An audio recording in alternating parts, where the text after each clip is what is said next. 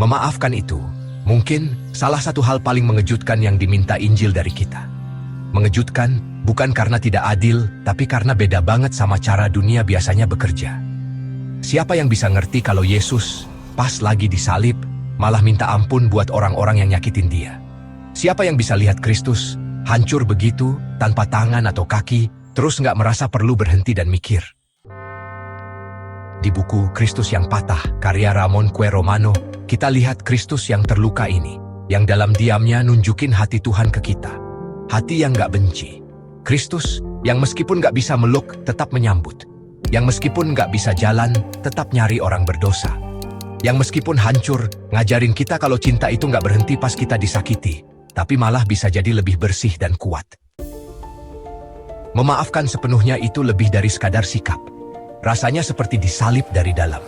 Artinya, kita melihat musuh kita, orang yang ngomongin jelek tentang kita, mengkhianati kita, mencuri kedamaian kita, menyakiti kita, atau mengambil orang yang kita sayang, dan kita memilih untuk tidak membalas menyakiti mereka.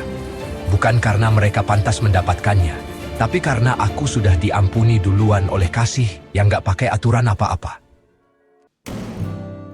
Masalah besar dalam memaafkan itu, masalah manusiawi. Keadilan menuntut semuanya diluruskan. Kesombongan ingin balas dendam.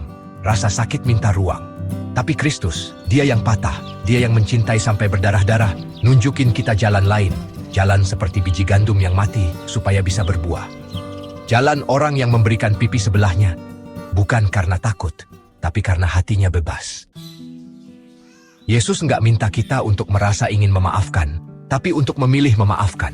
Memaafkan musuh itu hal paling suci yang bisa dilakukan seseorang. Nggak ada cara yang lebih hebat untuk jadi seperti Kristus selain ini. Makanya ini susah. Makanya ini sakit. Makanya ini menyelamatkan dan membersihkan kita. Melihat Kristus yang patah, kita jadi mengerti kalau cuma cinta yang lembut dan terbuka yang punya kekuatan untuk menyembuhkan jiwa. Memaafkan itu nggak menghapus masa lalu, tapi menghentikan kebencian menguasainya lagi.